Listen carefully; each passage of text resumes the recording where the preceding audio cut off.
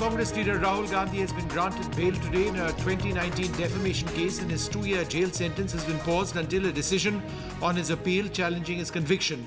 The Surat Sessions Court today granted bail to Mr. Gandhi in the defamation case over his remark, Why do all thieves share the Modi surname made during a political campaign in Kollar in Karnataka in April 2019. The case is now going to be heard on the 13th of April. However, Mr. Gandhi's conviction has not been stayed. So that's important. That fight continues.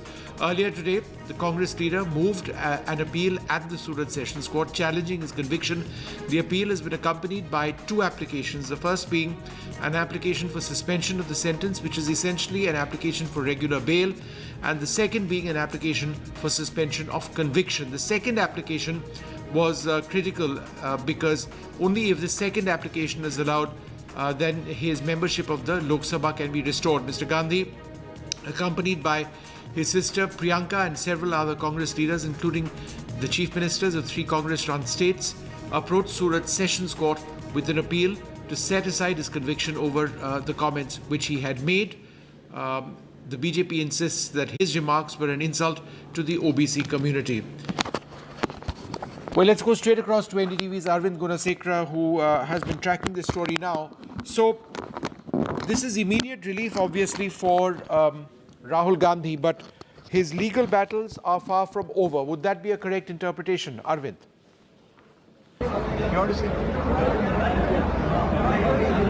We have Advocate Rohan Panwala, who is part of Rahul Gandhi's legal team.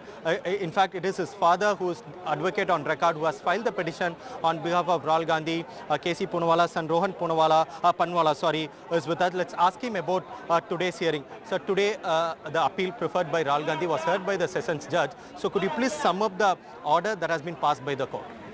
The appeal was merely filed, and along with the appeal, applications for the bail and for the stay of the sentencing and the stay of the conviction was filed.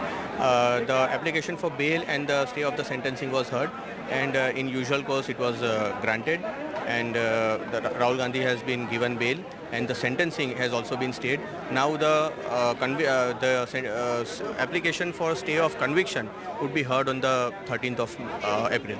Okay, so that's where, because both the first 2 applications, bail, regular bail, and also the suspension of sentence till the disposal of appeal has been granted by the court ex parte, but when it comes to the stay of conviction, the court has issued notice to the respondent. So could you please tell whether the notice has also been issued to state of Gujarat in this particular case?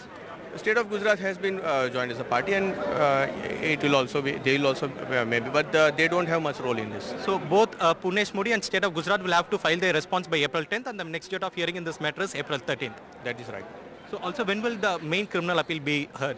It is posted on the 3rd of May, but it will take time. It will take time. Also, could you please tell us the main grounds on which you have preferred this appeal before the sessions court? There are several grounds, and most of the grounds have been already covered in many of the interviews. So there are several grounds, but the main thing was that we have fought on the grounds of the jurisdiction, we have fought on grounds of many other technicalities, and all those grounds will be again be heard in the main appeal. But right now, the interim relief matters, and 2 out of 3 interim reliefs have already been granted. So, the application for seeking stay of conviction will be heard on April 13th, and then by 10th they have to file their response. So, on this particular point alone, so should Rahul Gandhi appear again on April 13th for the next date of hearing? No, he need not appear, and we have already requested the court, and the court has orally granted the relief that he need not appear. Well, let's go straight across to my colleague Megha Prasad. Megha has got details of Rahul Gandhi's application in that Surat court. What does it say? Well, Vishnu, yes, we've been able to access the application. It's our exclusive at this moment. Just going to take you through the important points. You know, during the day we were discussing what would be the probable grounds, Vishnu, for Rahul Gandhi to make an appeal where he's seeking a stay on his conviction. That's the important bit for them. They need the conviction to be stayed in order to for Rahul Gandhi to go back to the parliament, get his disqualification revoked. So the important bits that we've been able to pick up from his application are this. Point number 7 in that application that he has filed in the Sessions Court in Surat, Vishnu says that in a democracy, the opinion of the people is supreme and the choice of the voter is treated as the will of the people. The verdict under appeal has directly led to a situation resulting in disqualification of the appellant, which is Rahul Gandhi, as a legislator. If the operation of the judgment of conviction is not stayed, a by-election shall be held. So he is bringing up that fair by-election that can be held in Wayanad within the period stipulated, and the petitioner shall forfeit his right to represent the constituency for the remaining part of his tenure. This loss is irreparable, as even the subsequent acquittal of the applicant cannot undo the same. The issue may also be looked at from the point of view of the electorate. So that's perhaps the most important point that he's making, that there can be a re-election in that area, in that constituency, and that he may not actually be able to represent or fight or stand for that election. The point number 8, which is also very important, says it is pertinent to mention here that if the conviction of the appellant is not stayed, it will not only cause irreparable loss to the appellant but also to the state exchequer. Then the by-election would lead to an enormous burden on the state exchequer, and the same is not justified in the present case, especially because it's a case of defamation with a maximum sentence that has been awarded to the applicant. And the final point that I want to bring in here, Vishnu, it says, and it actually sort of analyzes as to why, or tries to reason as to why 2-year sentence was awarded to him. Now, in this application, Rahul Gandhi says that the learned trial court judge has substantially based his findings on the fact that the appellant is a member of the parliament. Even while deciding the merits of the case, the learned judge inferred that being a member of the parliament, the appellant would have known the effects of the words allegedly used by him. At the stage of awarding sentence, the applicant was chosen for the harshest possible sentence, predominantly because he was at the time of the occurrence a member of parliament. Further, as a parliamentarian, he had to be dealt with sternly to give full deterrent effect to the provisions concerning to defamation. Since the learned trial judge was overwhelmingly influenced by the status of the applicant as a member of parliament, he certainly presumed that the award of maximum sentence of 2 years would entail disqualification as a member of parliament. It therefore appears reasonable to argue that the applicant was really sentenced in a manner so as to attract the order of the disqualification. So the reason, their own reasoning here is that he was given 2 years of sentencing with an intention to, ensure that he would get disqualified from the parliament, because that is the operative part. 2 years of sentence and more, you get automatically disqualified, Vishnu. I think what the argument over here, and this is the argument of Rahul Gandhi's lawyers and courts, is very, very significant. What they're trying to basically argue is that the trial court judge had based the initial verdict, which was conviction of Rahul Gandhi for defamation for a period of 2 years, on his status as an MP.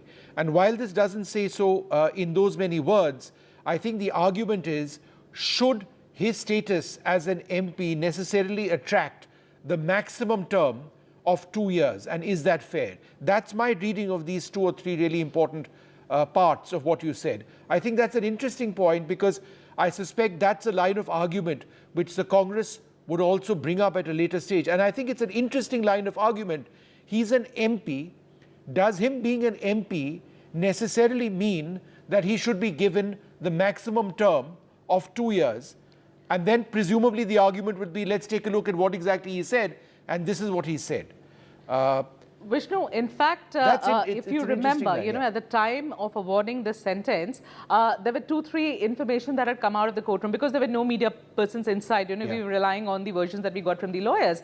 And the lawyers told us, spoke to the media, and they said that he was given a chance to say sorry. So he was asked again whether he would apologize or not. And the judge had said that it would set a wrong impression or give out a wrong impression because his status in the society needs to be considered at the time when the sentence was being awarded to him. So, all of that was being considered, which has been highlighted here now in his application as well. It's the same point that he did consider, or he did make that point, the court, that he was holding a very important position as a member of parliament, as a legislator, and that had to be kept in mind at a time when sentencing was happening, and perhaps one of the reasons why the maximum interesting sentence point was that you just to him. mentioned, he refused to say sorry again.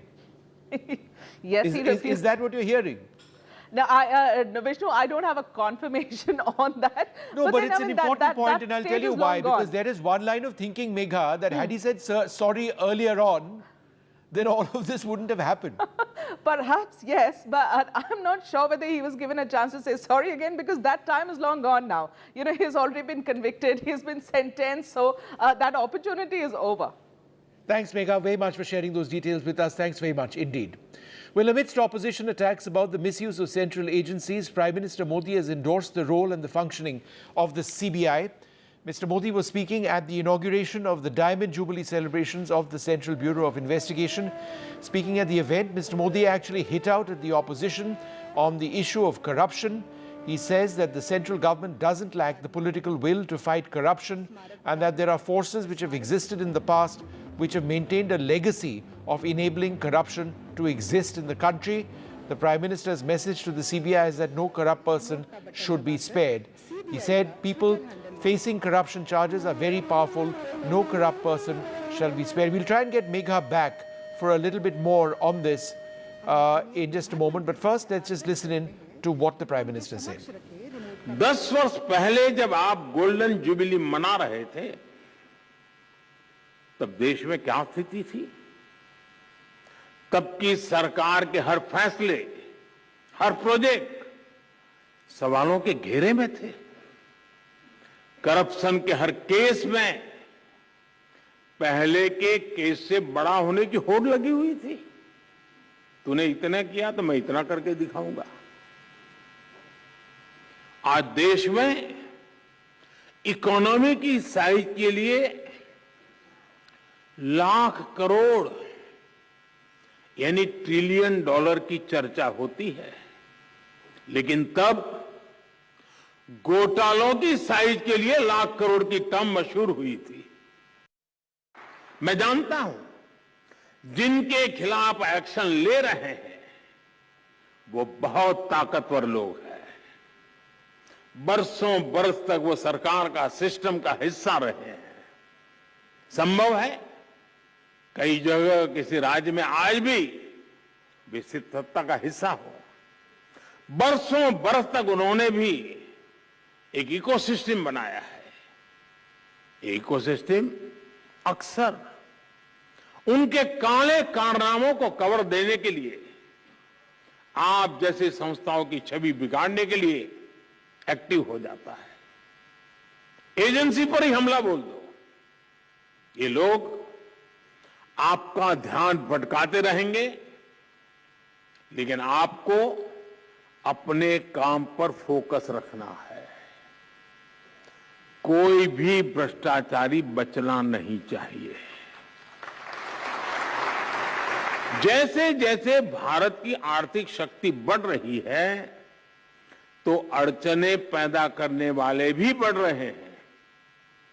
Bharat के सामाजिक ताने बाने पर, हमारी एकता और भाईचारे पर, हमारे आर्थिक हितों पर, हमारे संस्थानों पर भी नित्य प्रतिदिन प्रहार बढ़ते चले जा रहे हैं। और इसमें जाहिर तौर पर करप्शन का पैसा लगता है। इसलिए हमें क्राइम और करप्शन के मल्टीनेशनल नेचर को भी समझना होगा, स्टडी करना होगा, उसके रूट कॉज तक पहुंचना होगा।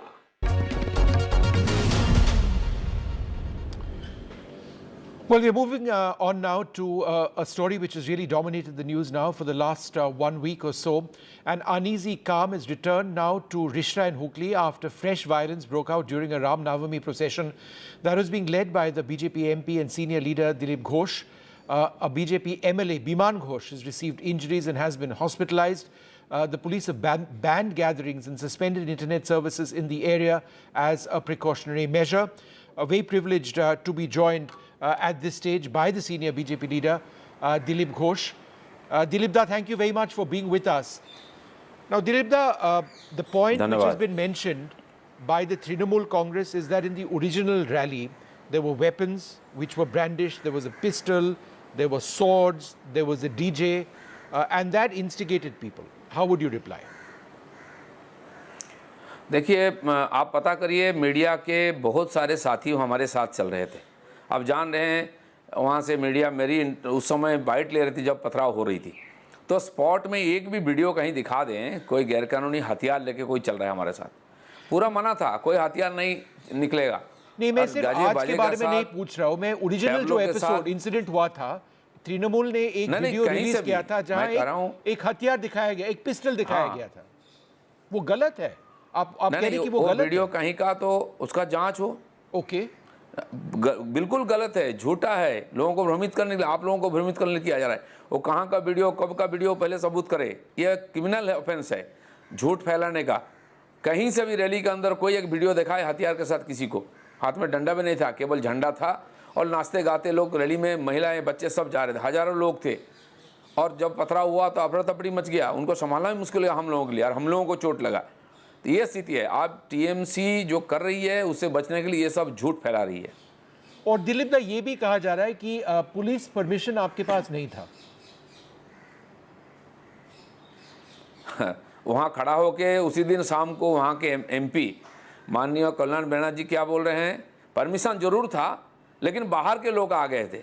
अब तो वो लोग पहले अपना स्टैंड तय करें, सब जगह ये बहाना लाते हैं परमिशन नहीं था। पर दिलीप दा, पुलिस को कहना है कि जिन लोगों ने परमिशन नहीं ज्यादातर था, ऑर्गेनाइज किया था, उन्होंने भी बोला मीडिया को हमारे पास पेपर है, पेपर दिखा के बोला सब जगह। दिलीप दा, वो पेपर में कुछ सवाल थे, पुलिस भी साथ में था। दिलीप दा, उस पेपर में कुछ सवाल थे और आपको कहा गया था, बीजेपी को कहा गया था कि please produce the following documents, please ensure that एक टाइम से एक टाइम आप वहां जाते हैं, एक्सेट्रा, और एक जिम्मेदारी आप पे होगा, that there should be no violence over there. और ये सब आप लोगों ने साइन करके पुलिस को वापस नहीं दिया, ये कहा जा रहा है। देखिए बीजेपी कोई ऑर्गेनाइज नहीं कर रहा था, हमें आमंत्रण किया गया था, हमने समाज के साथ था, वहाँ अलग कमेटी थी, वो कमेटी के जो प्रेसिडेंट थे वो मेरे को फ़ोन किए, उसके बाद भी कि वहाँ लाइन काट दिया गया, कोई पुलिस हमारा फ़ोन नहीं उठाता है, ये सब हुआ है। इसलिए सब जगह पेपर था, वो चाहे तो पुलिस देख ले। तो बिना परमिशन का पुलिस कैसे रैली को निकलने दिया? हमें तो एक सभा भी नहीं करने देते हैं, एक मैदान नहीं देते हैं। आज मेरे क्षेत्र में एक पब्लिक मीटिंग था बीजेपी का, उसको अंतिम समय पर उसका परमिशन कैंसिल किया, हमारे एलओपी वहाँ उपस्थित होने वाले थे, और कैसे छोड़ दिया हमारे लोगों को।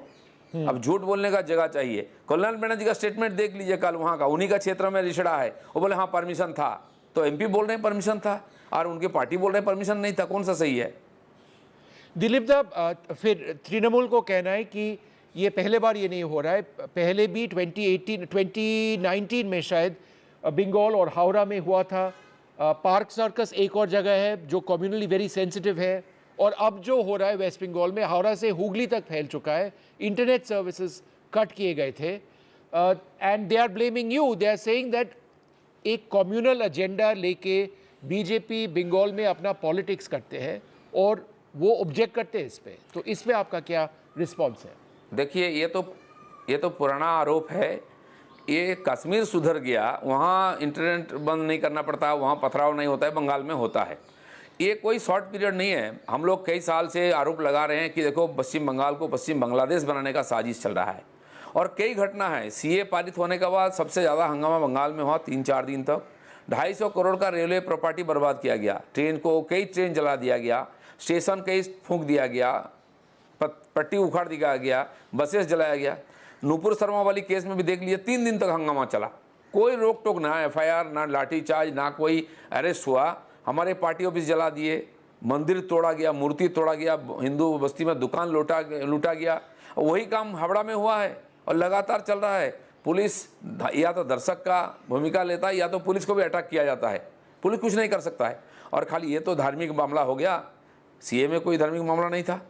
अभी राजनीतिक घटना हुआ, उनके लोग आपस में गोलीबारी में मर रहे हैं, 7 साल की लड़की के बलात्कार खून हो जाती है। पर दिलीप दा, ये धार्मिक मामला है या ये, और is this straightforward Trinamool versus BJP in fighting? Bengal के जो पॉलिटिक्स में जो हमने देखा है, इलेक्शंस जब भी होता है, चुनाव जब भी होता है, वायलेंस काफ़ी दिखाई देता है अक्रॉस द स्टेट।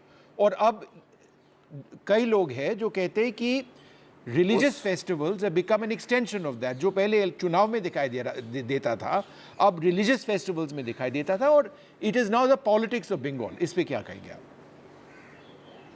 देखिए पिछले 21 में जो चुनाव हुआ विधानसभा को, उसके बाद जो वायलेंस हुआ था, हमारे 50-60 लोगों की हत्या हुई थी, करीब 75-80 हज़ार लोग बेघर हुए थे। आज भी लोग गांव नहीं आ पाए, घर तोड़ दिए, जला दिए गए, महिलाओं पर अत्याचार हुई, दुकान लूट लिया गया। ये वही लोग करते हैं, उसमें ज़्यादातर बांग्लादेश से आए हुए घुसपैठिया भी हैं और वही लोगों से उनको इस्तेमाल किया जाता है राजनीति के लिए। इसलिए सीपीएम के समय भी यही लोग करते थे। आज उन्हीं लोगों का बोलबाला है, इनको पंचायत एमएलए का टिकट दे दिया गया है। टीएमसी पार्टी को ही कंट्रोल करते हैं, इनको कंट्रोल करने का क्षमता ममता बनर्जी में नहीं है, इसलिए उनका साथ देते हैं। पंचायत चुनाव यही लोग जिता देते हैं, यही लोग रिगिंग कराते हैं, बूथ जाम करते हैं और इन्हीं को यूज किया जा रहा है। इसलिए सरकार दूसरे ऊपर आरोप करता है, कार्रवाई नहीं करता है। लोगों ने वोट दे के सरकार में इनको बिठाया है कानून व्यवस्था बनाकर शांति रखने के लिए, अरे आरोप लगाते हैं। मैं तो कहता हूँ जो भी दोषी हो आप उसको लाइए कटघरे में, वो हिम्मत उनकी नहीं है, ये कल दोषारोपण करते हैं। और मैं कहता हूँ ये पूरा देश में एक साजिश है। विपक्ष जब चारों तरफ बिखर गया है, 24 में क्या होगा ठीक नहीं है। नरेंद्र मोदी को बदनाम करना, बीजेपी को बदनाम करना, देश को बदनाम करने का एक साजिश चल रहा है, ये उसी का भी एक भाग है। और एक अंतिम सवाल दिलीप दा, आपको पता होगा अमित शाह जी ने बिहार गए थे और बिहार में काफ़ी चीज़ कहा था उन्होंने कम्युनल वायलेंस के खिलाफ काफ़ी स्ट्रॉन्ग एक मैसेज दिया था। उनको कहना था कि देखिए बिहार में जो कम्युनल वायलेंस है वो टॉलरेट नहीं किया जाएगा। कम्युनल अपीजमेंट जो हो रहा है वो बीजेपी वो बिहार का सरकार कर रही है।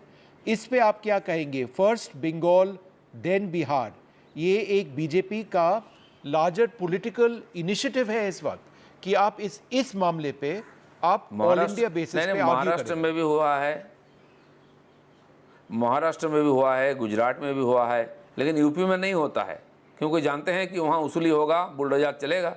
तो कानून व्यवस्था चलाने वाला ठीक ठाक होना चाहिए। छोटा मोटा घटना कहीं भी हो सकता है दुनिया में, लेकिन संभालते का आप कैसे हैं? एक दिन में सब जगह ठंडा हो जाता है, यहाँ 3 दिन क्यों चलता है? सरकार चलाने देती है और कड़ाई से कार्रवाई होनी चाहिए। नहीं होगा तो इस प्रकार लोग बार बार इस प्रकार करेंगे और जिनको इससे लाभ मिलता है उसको चलाने देते हैं। इसलिए माननीय गृह मंत्री जो बोला इनके साथ यही पेश होना चाहिए, तभी बंद होगा, जो यूपी ने करके दिखाया है। All right, Dilip da, thank you very much. Dhonnobad Dilip da for speaking to us. धन्यवाद. And sharing the BJP's view of what's happening primarily in West Bengal. This tension does continue. We're joined now by the senior Trinamool Congress leader Shashi Panja. Thank you very much for being with us, Shashi ji. And you would have heard what Dilip da had to say over there. And I think the essential point is that it's the Trinamool, he argues, that has been fueling the violence in Howrah and Hooghly, presumably as well. How would you respond to that? Good evening, Vishnuji. It is very unfortunate that this is a larger, deep-rooted conspiracy of the Bharatiya Janata Party, and on more occasions than one, it has been proved.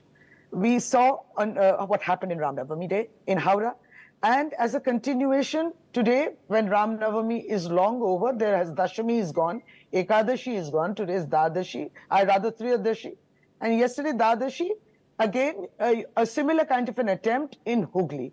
The point is that people with constitutional obligations, I mean, I'm also elected, I'm a minister of the state, he's an MP, he's been elected. I mean, we should all, we have a certain constitutional obligations. At least we should be speaking the truth. But ma'am, this is more than evident. How would you respond to those who say that the Trinamool Congress's loss in the last by-elections has resulted in weaponizing Ram Navami, on the contrary. That you are instigating this? No, on the contrary. I mean, Mamata Banerjee in 2021 won 213 seats out of 294. Those who were saying that they would be crossing 200, that was BJP, they fell short even of and stood at 77. In fact, after that, about 4 of the MLAs have again crossed over to Trinamool Congress.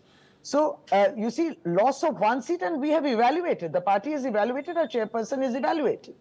And it has been seen that there was more than obvious that there was a nexus between all 3 of our opposition. But that's a political reason, and it should be dealt politically. You see, the point is, those who have lost in 2021, those who wanted an 8-phased election, those who had central forces, everything. But despite all that, Bengal gave the right answer. So it started since then. And but now Shashi, with Panchayat in front... Let me ask you this, ma'am. It's because it is important. Dilip da in that interview just before yours said that video which the Trinamool Congress has been showcasing with somebody with a pistol in his hand, He says that it's a fake video. I mean, it's not from there. How would you reply? Yes, it's because he looks through the lens of BJP. Now, everything is false. As I told you, Vishnuji, we all are in certain responsible portfolios, and we should at least be, far from lies. We should be closer to truth. Now, his leaders, other leaders are not denying. Suddenly, he denies it. Then there is no point of a discussion. You see, when they are proven it was their BJP guys and they have been arrested, and they are the ones who are, going for the bail of their people. Now, the point is, BJP on the day of the Howrah incident didn't even condemn the incident. Why? They didn't condemn the incident. But you see, ma'am, they why said, we don't are you asking, we're condemn going for a BJP PIL MLA and being NIA injured and all today? that. Why don't you No, condemn a videos BJP cannot be MLA, denied. Biman Fake Ghosh, being hospitalized with injuries today? That was in yesterday's rally of Dilip Ghosh. Yes. You see, he is the one who utters radical statements. He also comes out with provocative speeches. I mean, he is known for it. I don't know what all he was saying on your show because I was elsewhere on another response, on another parallelly. So I don't know, but I know that he speaks untruth. Now, the point is, again, Hanuman Jayanti is coming. So what is this idea of linking festivals with votes and religion with vote? This is what they are practicing, polarization politics. Why should it be? Even we had Navratri. We are Hindus, we fasted. The Muslims have Ramzan, they are fasting. Can't it be done together? It should be. Throughout the year, West Bengal is a state where festivals start from the month of January. And we observe all. We conclude with 25th December, Baradin. I mean, it comes very naturally to us. And, this is what the Trinamool has been saying, an effort at communalizing religious festivals. But one final question to you, ma'am. What is the ground situation now? It started in Howrah, it went on to Hooghly, internet services disrupted, Section 144 in places. As a cabinet minister, could you tell our viewers what the situation at this moment is? The situation is under control right from day one in Howrah and also in Hooghly. Secondly, the internet, etc., he's talking about fake videos. They are the first ones to spread rumors. So, internet, and these are certain steps which are taken down. We are not a bulldozer government. You see, he's been speaking that, just imagine, if a union home minister goes over to Bihar and says, vote for us, and those who are creating riots will be hanged upside down. What is the signal that you're giving? I mean, you're terrorizing people. So you think we should do the same here, hang people upside down? Those who have been... Is this the way people with constitutional obligations should speak with such responsibility? This was not Jahangir Puri in Delhi where they banned the... No, but ma'am, there are very strong accusations of violence being instigated by your supporters. For example, in their letter to the Bengal governor, ma'am, ruthless stone pelting is their allegation. The use of swords and bombs has been alleged by them, etc., that this was a pre-planned attack, right, which had taken place on this procession which had taken place. So both sides accusing each other of violence. No, I mean, let the investigation be on. The investigation is on. Even if High Court directs, let it be on. The governor has rightly said that miscreants must be arrested. There are videos. Now is the age of modern age technology, and you have CCTVs all over and the videos are all there. Nobody can escape the punishment. And BJP, it is more that stands exposed. And that's why they utter lies. It's again, building up a narrative, a false narrative. Everything in Bengal is wrong. All right, Shashi, Panja, thank you very much for sharing that perspective.